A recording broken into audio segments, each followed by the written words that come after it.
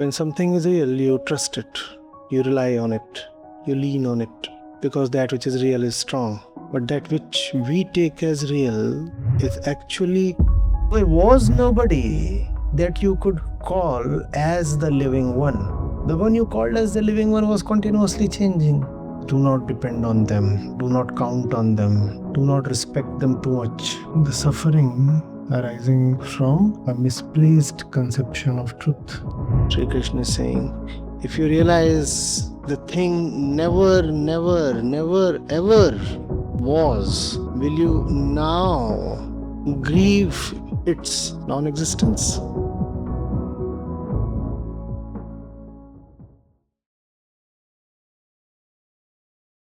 Bhagavad Gita, chapter 2, verse 16. The unreal never is. The real never ceases to be.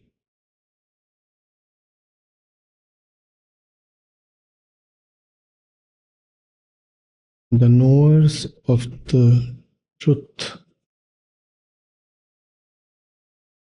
fully know both of these,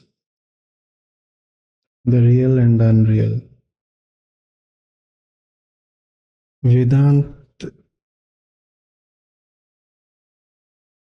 is very particular about what to call as real.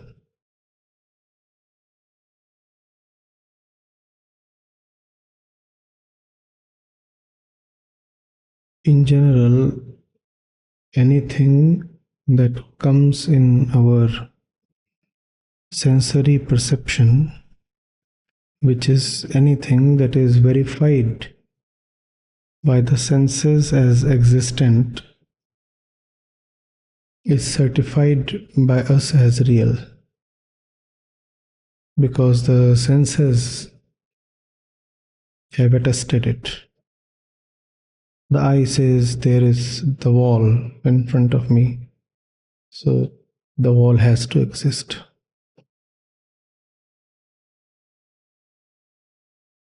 Vedanta refuses to buy this argument. Vedanta says just because something is in the domain of your experience, it does not become real.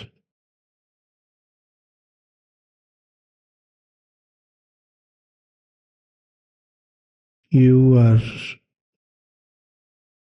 a flux, constantly changing, evolving, never remaining the same. So your evaluation criteria too are constantly changing.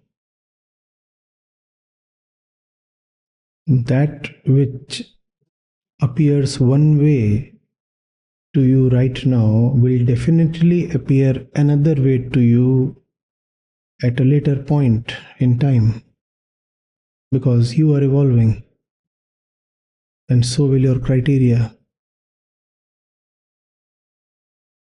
So just because you are saying something is, it cannot be taken as existent or real.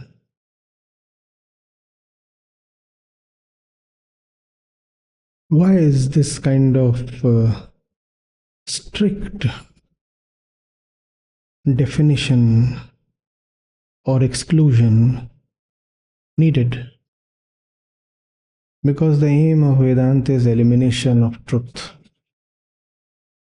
elimination of the suffering arising from a misplaced conception of truth. If you'll go to the basics, it's not about exploration of truth. It's not about knowing that which is transcendental. The concern is not metaphysical, really. The concern is very, very human, very grounded.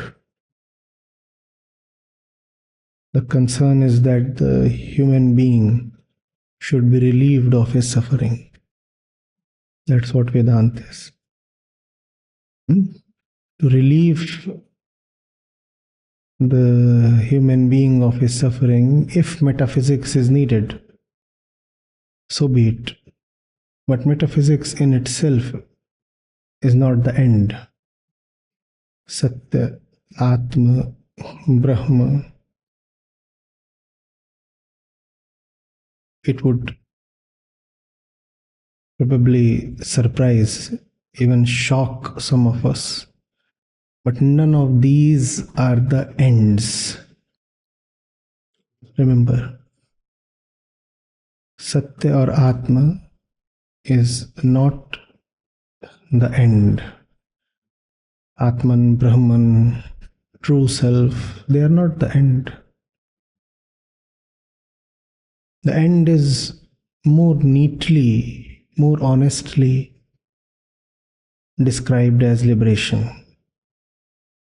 And there is a big difference when you say that Brahma attainment is the goal versus when you say liberation is the goal. The moment you say liberation, you bring in the human being, because it's the human being who was suffering in his bondage. So Vedanta is very, very human centric. The seers have looked at our faces and then, in their compassion, said a few things and gifted us these verses. It's not inquiry for the sake of inquiry. It's not art for the sake of art or literature for the sake of literature. Here, everything that is for the sake of the human being, and the human being is in bondage. Therefore, the highest goal is liberation. You could technically say that the pure self is the goal. You would be right. If you say Vedanta is about seeing the Atma as the final truth, you are not wrong. But given a choice between Atman and Mukti, I would say Vedanta is about Mukti rather than Atman. So we suffer. And why do we suffer? We suffer because we take our experiences as real.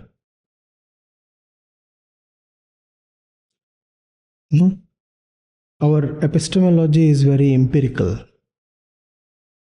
We say just because something has been in my sensual field, therefore it has to be. And the seers could observe that this particular assumption, this stubborn belief, is at the root of all human suffering. When something is real, you trust it, you rely on it, you lean on it, you want to build on it, right? Because that which is real is strong.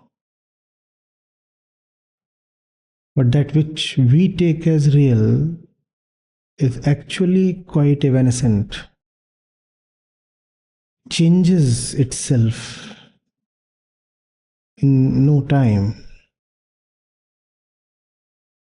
and hence there is suffering. All suffering is, in one sense, deception of the mind caused by its own misreading of the world.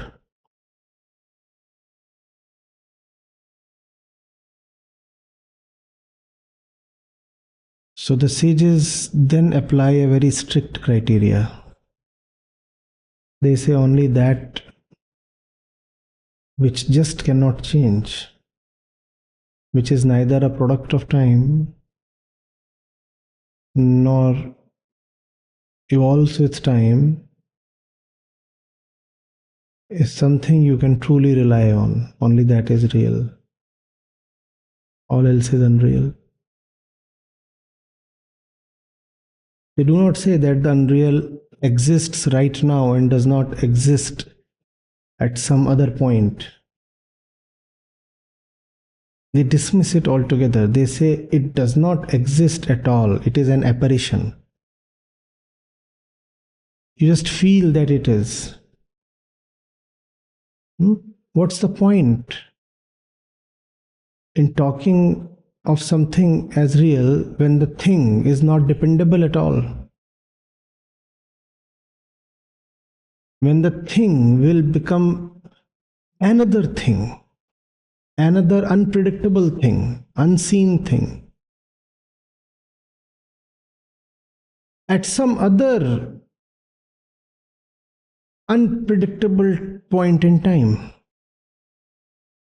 And the thing is changing constantly. It's just that my senses, my mind will be able to register the change after an interval of time. That's because the equipment that registers the change is not very sensitive, not very sophisticated. So therefore, it registers the change only after the change has assumed a certain size, a certain volume, and then you realize, oh, something has changed. But the thing is, if you can see something changing after 5 minutes, does that mean that the thing has changed? Right after 4 minutes 59 seconds? No. Change was happening all the time, continuously. So is there a thing at all? What you saw had actually changed the very next nanosecond. Is there a thing at all?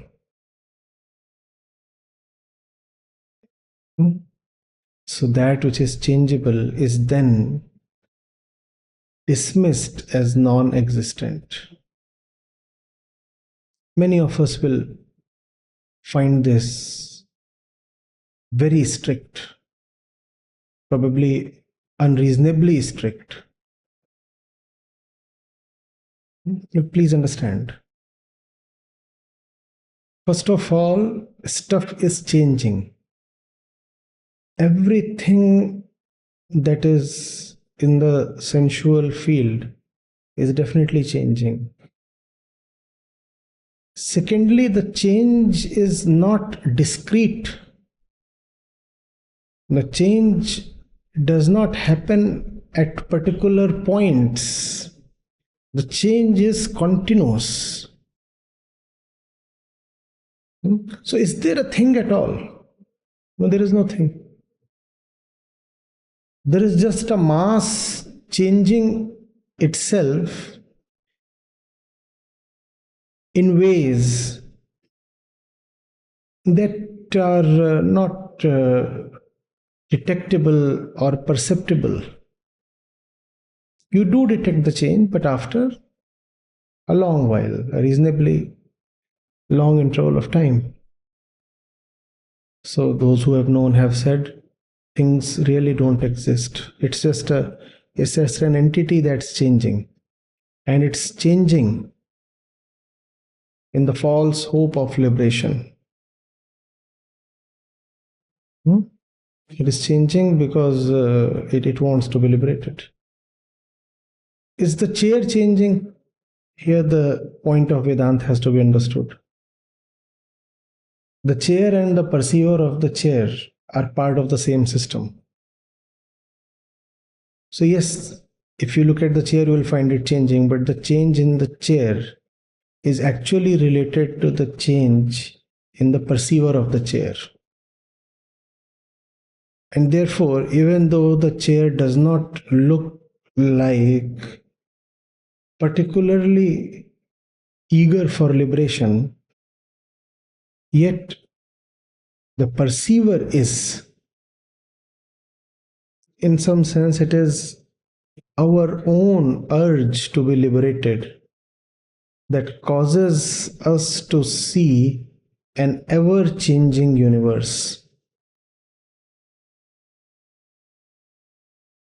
We want liberation.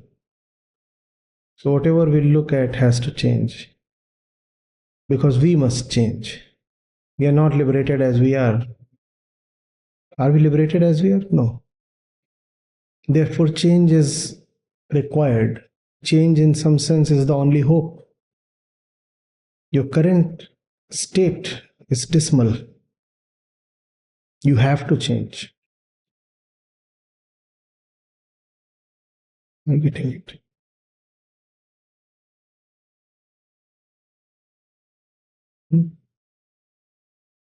The sages said, do not depend on that which is ephemeral, which is changing.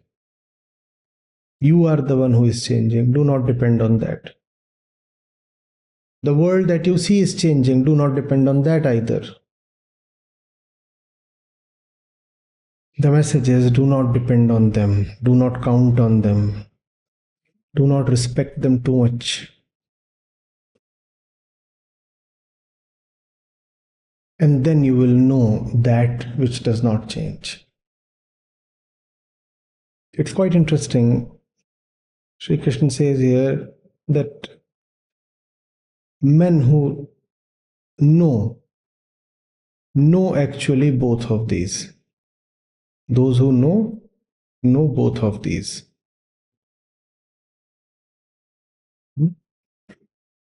Why is it being said that those who know both of these?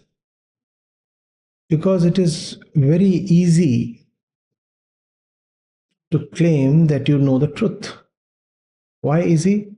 Because it is very difficult to objectively verify whether or not you are a knower of the truth.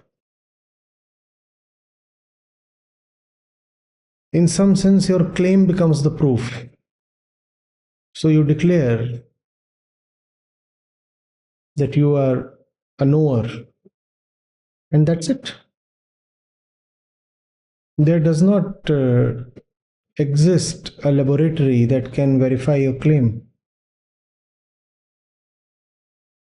There can be no litmus test.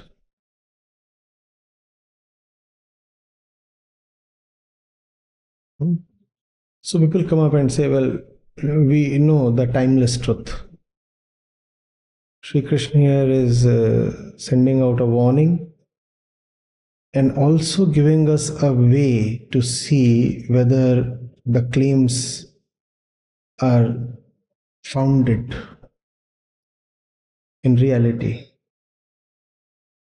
So you say, oh, you know the timeless truth. And at the same time, you do not see time-bound things as unreliable. Then you are lying and you are a hypocrite.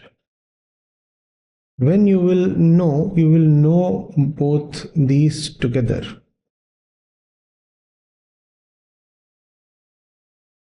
You could even go on to say that there is nothing called the knowledge of the real. Only the unreal can be known as unreal. And if you can know the unreal as unreal, that itself is a proof of you being seated in the real. So it should proceed this way. You should say, I do not want to talk about the real,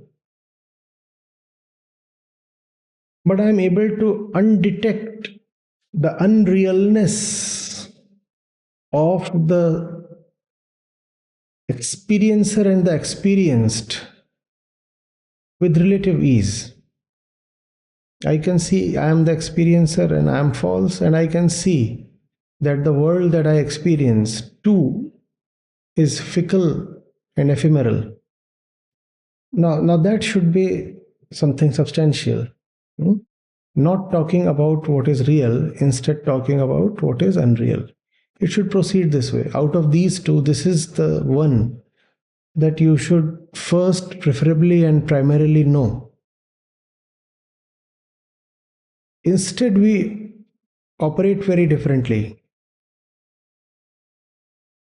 We do not know the unrealness of our own entire system, and instead we claim that we know the real Sat. The fellow is totally consumed in his worldly affairs, possessions, and relationships. He says, no, no, but I know the real. I have read the Upanishads. I have done some kind of sadhana. I read the Gita. So I know the real. That's a cheap and easy claim to make simply because it is not verifiable. The moment something is not available to be falsified, there is no point making a claim around it. Because your claim means nothing. There is no way someone can come and verify your claim. A person declaring his own enlightenment is one such claim. It is the most bogus of all claims. Instead, you must see whether you are having the right relationship with the world. That's enlightenment, if there has to be something called enlightenment. There need not be. But if you insist that there must be a definition of enlightenment, this is that. Enlightenment is not attainment of the real, but a clear and continuous acknowledgement of the unreal as unreal. And the acknowledgement has to be at both the ends. The seer is unreal, the seen is unreal. And if you can continuously live in this acknowledgement, then if you insist, you can now have some claim towards that mystical enlightenment. Though, if you can see that all this is unreal, then there would be nobody real left to be enlightened or to claim enlightenment. When everything is unreal, who's going to be enlightened? When nothing is, who is going to say, now I know? When nobody really exists, who is it who is now claiming true knowledge?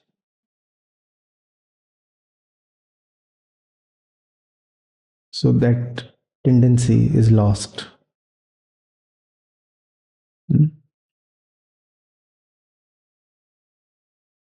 Be humble. Always remember your real problem. Your real problem is not that you do not know the absolute truth. Your real problem is that you do not know how to live in this relative world.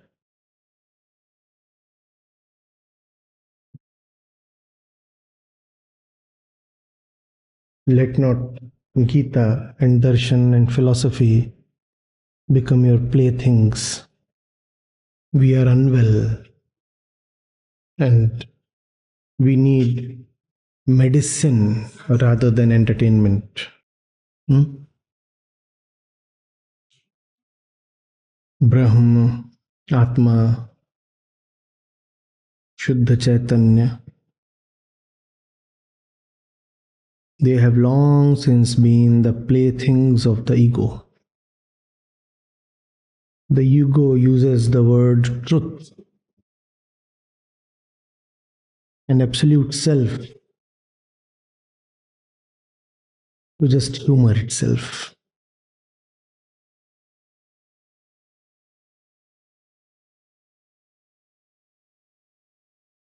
The highest need not be given to this lowly thing. It is anyway incapable of handling it. And if you insist that you will give the highest to this lowly and sick thing, it will only drag the highest down to its own level and turn it into something quite small.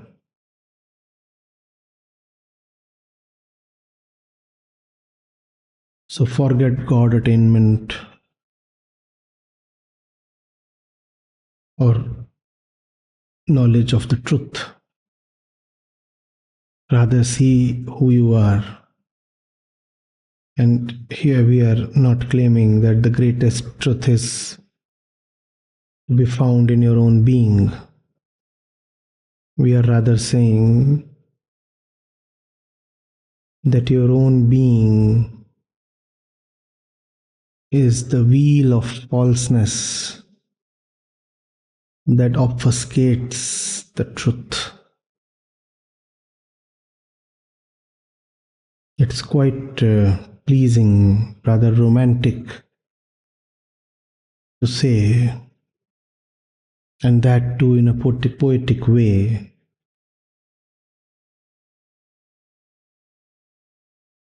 that the Absolute is contained within each human being. It might be poetic and pleasing to say that, but it's certainly not useful. The human being has to first of all see how he is conditioned, enslaved, bewildered, bewitched, trapped, and taken. That's what you need to see. Holy fancies regale, but don't liberate. You must come to the fact of your life. The unreal, Asat, is of far greater importance than the real. The time bound, Anitya,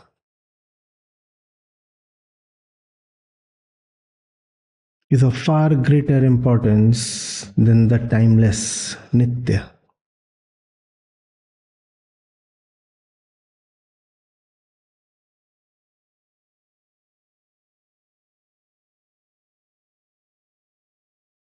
Focus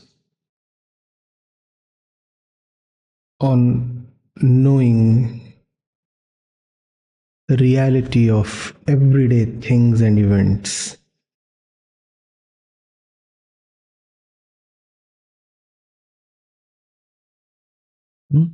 Let's say you think of something like God or truth as something magnificent, colossal.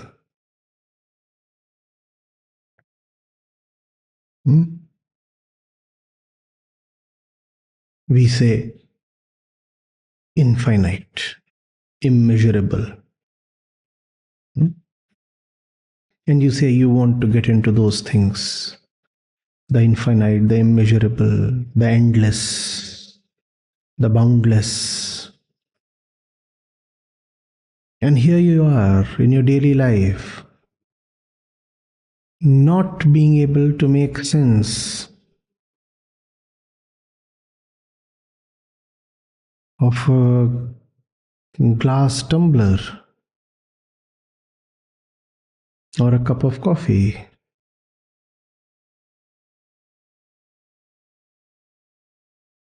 You just don't know how to have the right relationship with the waiter at the cafe? How will you have the right relationship with that which you call as the absolute truth? But we are obsessed with the absolute. We have no decency or humility at all. We are so deluded, we have lost touch with our own miserable reality. We love to claim that we are entitled to the highest, so why we should worry about lowly things? I am concerned about God realization. Why should it matter to me how I behave with the waiter? The waiter is not God. The waiter is something small. And, look at me. I'm made for great achievements.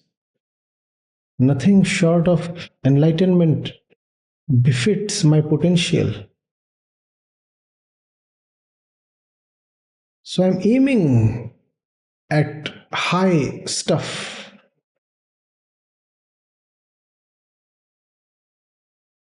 I'm taking shots at the sky.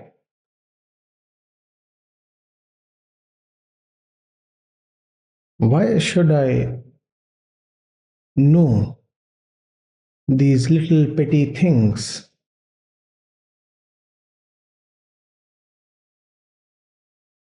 Hmm?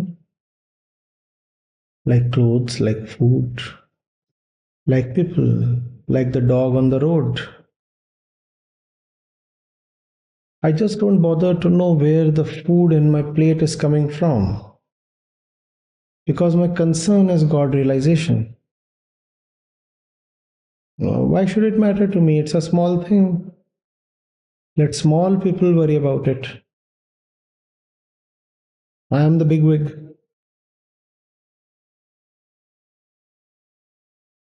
I'm looking at the skies and the beyond.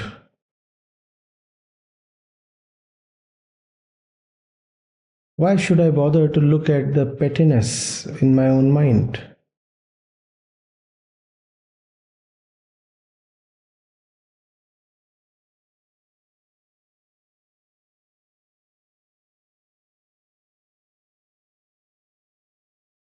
I claim I have the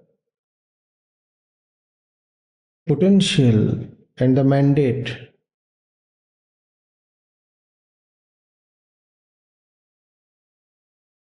to reach that which remains unaffected by everything.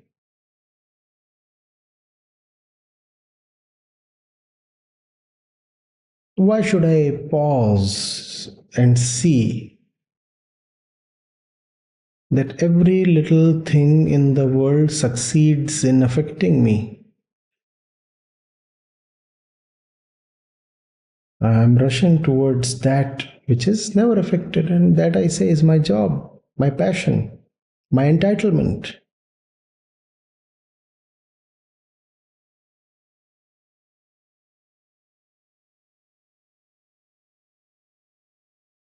This kind of attitude has beset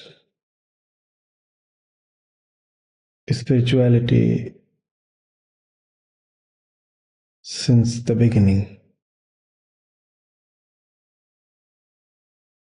We forget the earth under our feet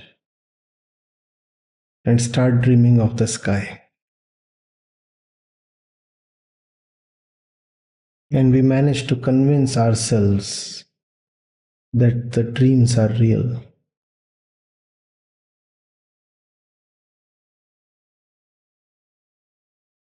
I'm afraid some of you, 2 years down the line, would be actually inwardly convinced that you are now liberated.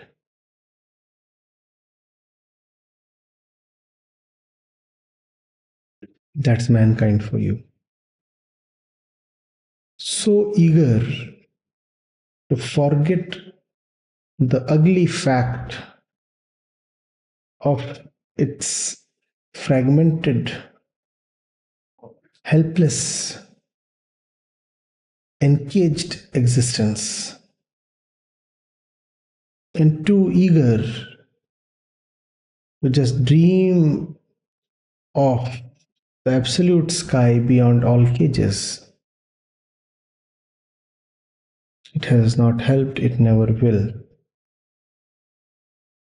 Therefore, Sri Krishna is emphasizing on knowing both. Knowing both. You must see the little wordplay here. The wordplay is that the real can never really be known. It is aprameya and agyeya. Neither its knowledge nor its proof can exist. Therefore, when Sri Krishna says both have to be known, really only one has to be known, because only one is available to be known.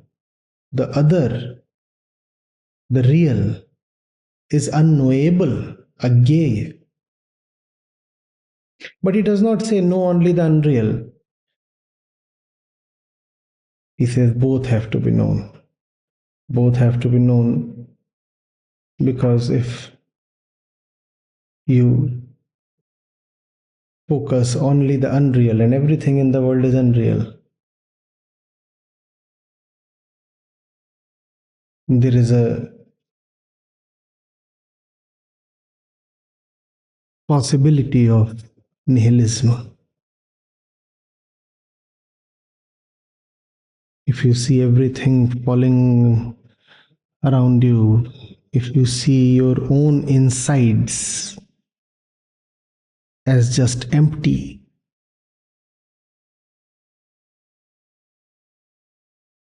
then the mind, in its despair, lose all possibility of joy. Therefore, Sri Krishna is saying, all right, keep liberation as the target, but live in the immediate fact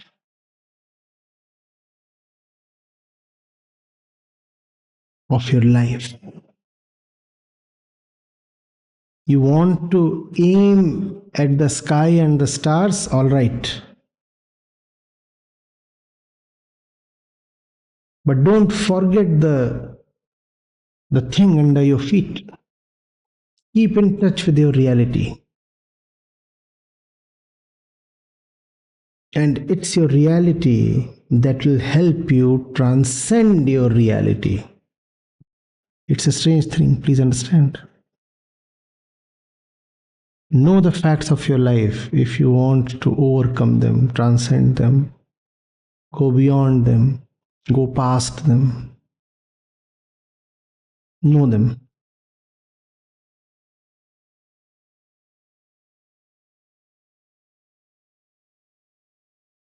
Getting it?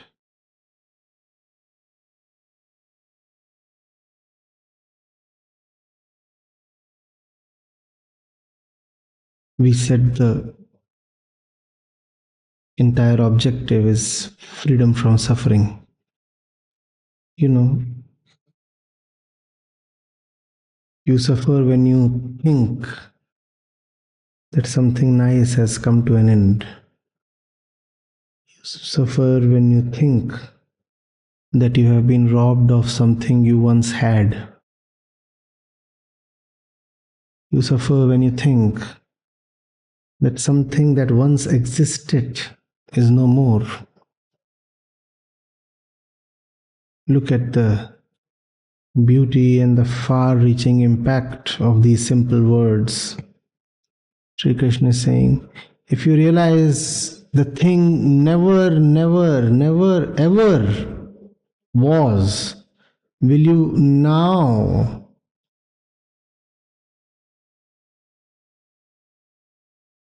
grieve its non existence? I have this, and if I come to know at some point that I don't have it anymore, it might become a cause of suffering. But can I suffer if I see that I never had it? I never had it.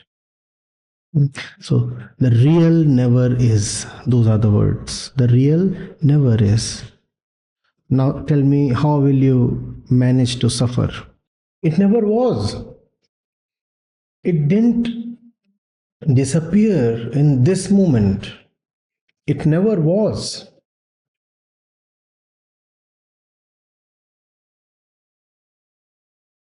Here's a small story for you. You'll have to listen to it in the right spirit. Otherwise, you can argue and your arguments will be all mostly valid. But if you can understand what the story wants to point at, you will benefit.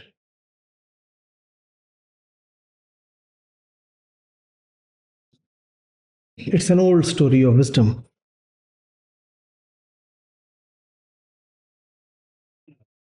So there was this man,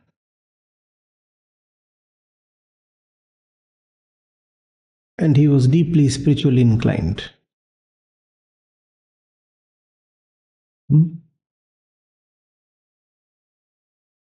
And he had a son he was quite fond of.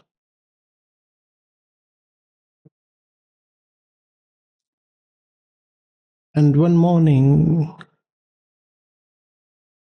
he arose to find that the son is no more. Probably the son had been sick for a while.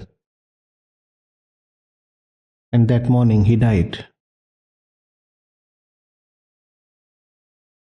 And the man arises, and the wife is totally shattered, disconsolate, weeping buckets. As any ordinary human being, as any ordinary mother would do. And this man had led a life of great spiritual discipline and love for the truth.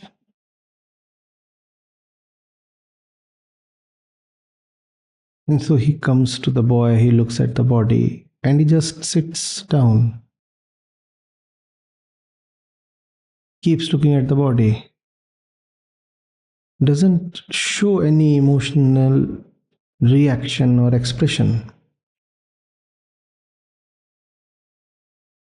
And the wife is now even more perturbed. She says to her husband, "This was your son and he is gone now. And you don't have a single tear. Aren't you sad?" Now the man is sitting there very meditatively, very seriously. And when the wife asks thus, he says, I was sleeping. And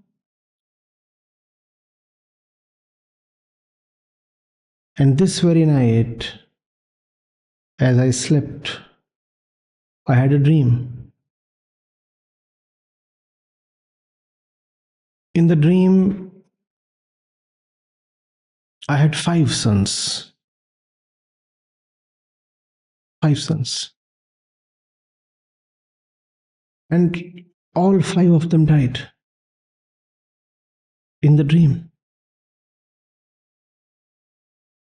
And now, here I am, and there is this one son who has died. So I'm just sitting, wondering, Who should I weep for? Those five or this one? Those five or this one? Now we can very easily argue and shoot down the man's statement as foolishness or insensitivity. But please try to understand what he's saying.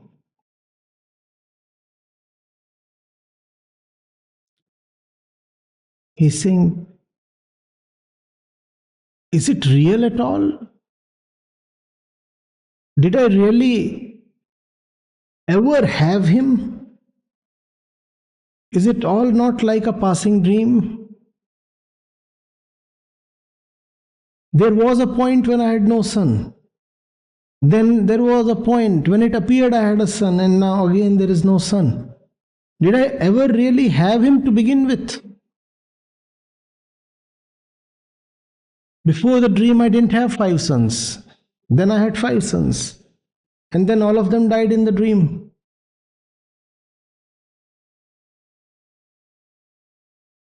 How do I grieve over a loss that is purely fictional?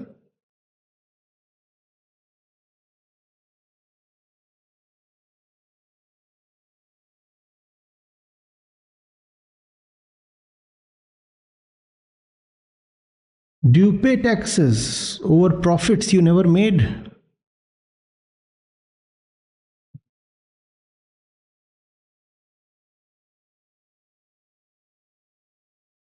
It's fictional. When you start lamenting the loss of something, ask yourself, when was it that you actually ever had it?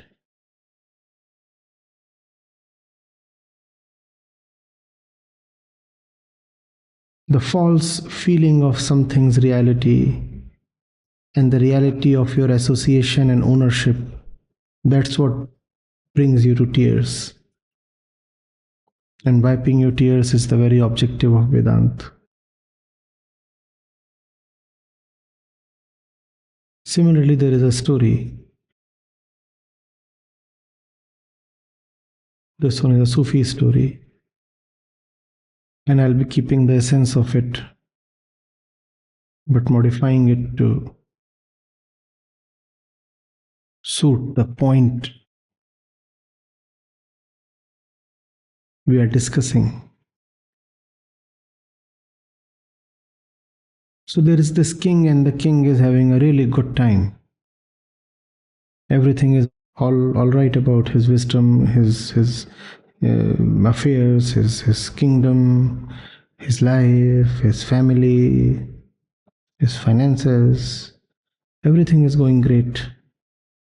But still he feels a bit restless. So he goes to this Sufi mystic and tells him, everything is exactly all right about my life. I couldn't have asked for something better.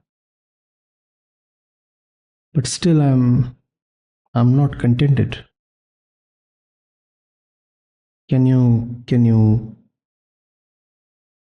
help me out? So the Sufi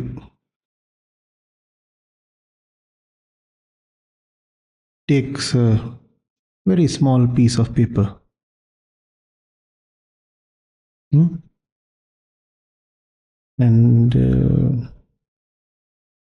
puts it in an ordinary kind of ring. There is a ring and there is a stone, and beneath the stone there is just enough space to put on a paper that has a few words written on it. So he brings this ring to the king and says, you wear it. And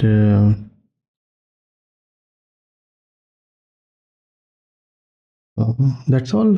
It will help you. You'll get the answer to what you're asking. The secret to contentment.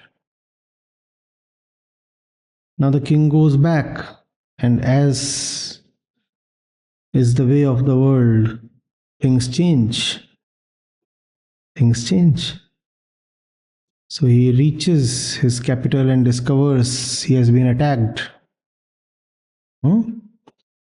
Some kind of motley confederation of small states grouping together to defeat him. And he had never expected this kind of attack, probably. So he was not ready, and he was defeated, and everything was taken away. And he found that some of his most dependable men, they were responsible for the attack, and then there were others who sided with the enemy. Even his own queens, many of them, they went away with the victorious enemy. And now our man is totally shattered. He does not know what to do.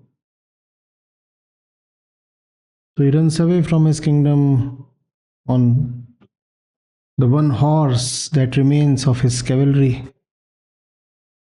And he's being chased by the enemy horsemen, and they are closing in on him.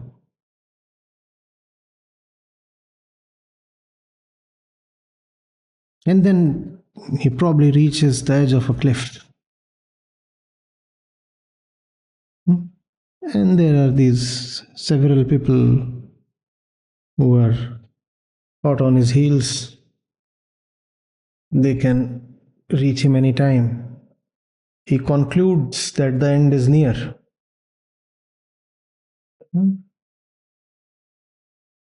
Suddenly, it strikes him that in his last moment,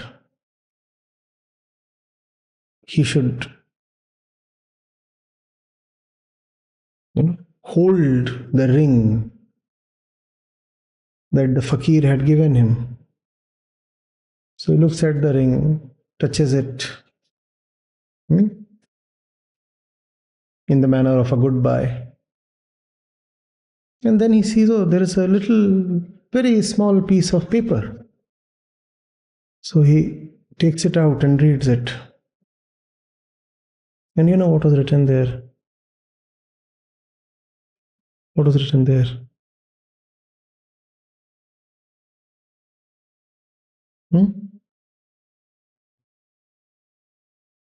This too shall pass. And then it is said, and even if it is not said, we are saying it, that the king suddenly experienced a fresh breath of life, felt released of his despair, and just somehow managed to dodge the murderers and escaped away. And then you can add to the story and say, he regained his kingdom and defeated the villains, and the queens all came back to him on their knees, and the defecting ministers were all punished. You can add all that. But the point here is that the one who can remember that nothing stays is the one who is released of the grip of death. That's the point of the story. The man was about to die. Not that if you can remember this, you would become immortal and the body would never die. But the story has been built to convey a specific message. This too shall pass. Death is for those who think of things as permanent. And when that permanence shows up as a fiction, then you are broken and defeated, and that's your death. You thought something exists, and that something is no more, that you call as death. You think of something as existent, as alive, and that's why there is the fear and grief of death, right? How to become immortal then? By realizing that there is nothing alive in the first place. There is no continuous entity that you can call as being alive. Everything changes, this too shall change. There was nobody that you could call as the living one. The one you called as the living one was continuously changing. You might not see the change, you might not know the reality. You thought your queens were in love with you. You thought your ministers were loyal to you. But everything was continuously changing. Maybe at some point, some of the ministers were indeed loyal. You never came to know when stuff had changed, and stuff doesn't change overnight. Loyalties are not switched or traded overnight. Everything is continuously happening, continuously happening. That which you think of as existent never is. There only is a flow, never a thing. There always is a process, never an event. Are you getting it? Everything is continuously changing. It's just that our senses don't register it. After the Big Bang, there is a time period of about 10 to the power minus 25 seconds. That time period lasted 10 to the power minus 25 seconds. And in that time period, the universe expanded 10 to the power 20 times. And that's not called a fraction of a second, that's called an epoch. It's called an epoch.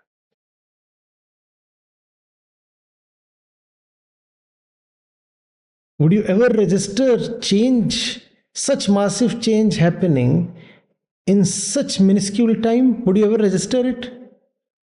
Never. Never.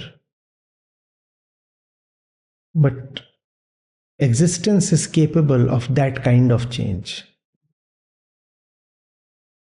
We are not saying the universe doubled in its size or went up by 10 times, 10 to the power 20 times, in 10 to the power minus 25 seconds.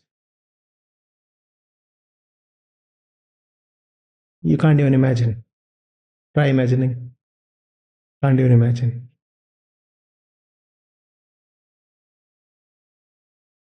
So there are no events, even though this one would particularly appear like an event, right? But still, this one took time, even if the time was as small as 10 to the power minus 25 seconds. How can you be sorry for something that never was? How can you say somebody has died when he was actually never alive?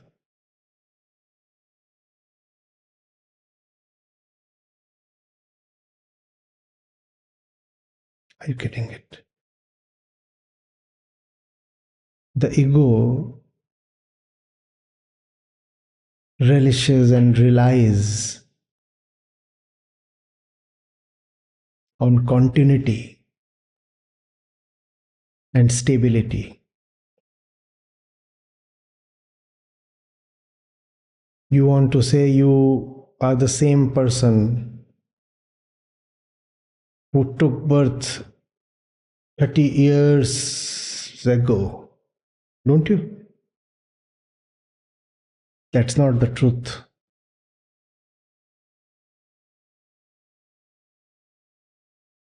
It's just that there is a string of memory that's running through an infinite number of yourselves. But even if one common string is running through an infinite number of discrete things, those things, do they become a continuity? Think of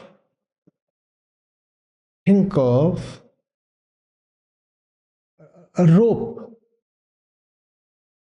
stretched between 2 points, greatly spaced apart. You could think of a clothesline. And on that line, that rope, a large number of pebbles have been placed like in a garland.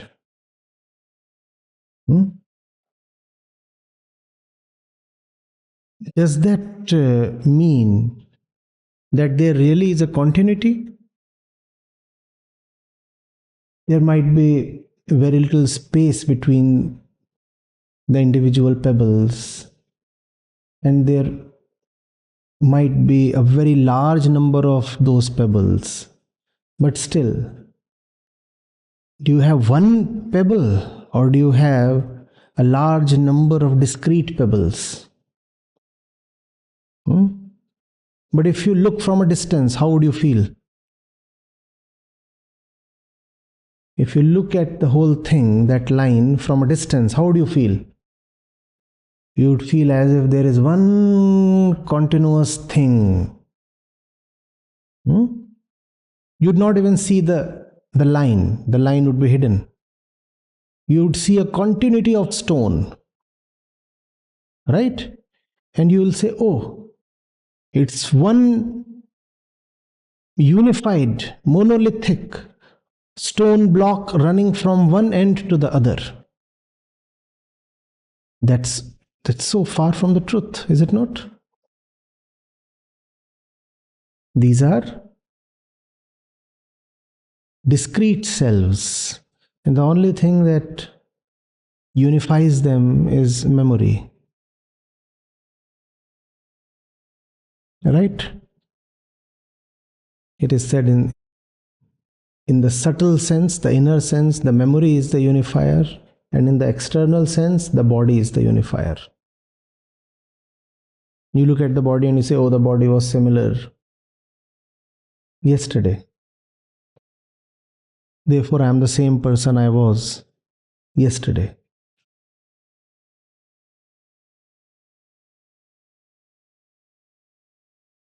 Now, do you understand what is meant by living in the moment?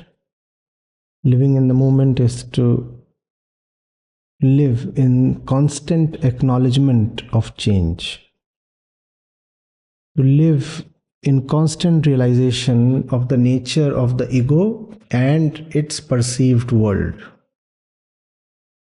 Then you are never shocked. Then nothing can hold your throat and take you by surprise.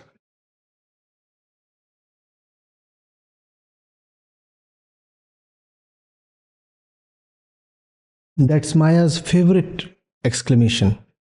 Surprise. And you will be saved of her. If you never had any notions to be broken in the first place, think of the definition of a surprise. A surprise is when something happens against your expectations, right? That's what you call as a surprise. What if you never had any expectations at all? Can you ever be surprised or shocked? No expectations, no stories, no fancies, no fiction, no assumption. just the bare reality as it is. And that's called living in the moment. Just download the Acharya Prashant app, and there you go to the community section, and you have live testimonials streaming in at the rate of 1 every 5 minutes. I'm seeing lives change in thousands, if not millions, every day in front of my own eyes. We are doing it. Right. We have actually done it. Join the community of more than 2 lakh participants on the Acharya Prashant app. Your first month is completely free. You'll get full access to Gita Mission. On the app, you will get regular live sessions, daily exclusive conversations with Acharya Prashant, access to the vibrant Gita community, wisdom exams, curated news, audiobooks, quotes, and much more. Search Acharya Prashant on Google Play Store or Apple App Store and download now.